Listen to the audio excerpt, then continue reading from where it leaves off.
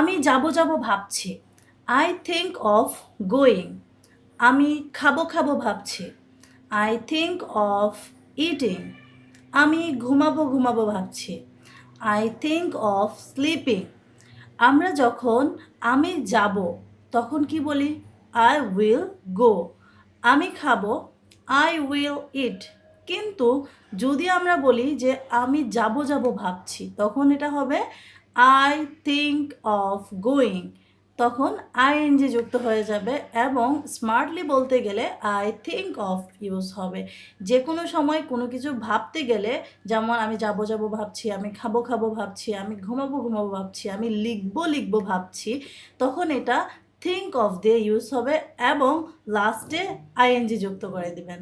যেমন আমি লিখবো লিখবো ভাবছি, I think of writing. Don't forget to subscribe.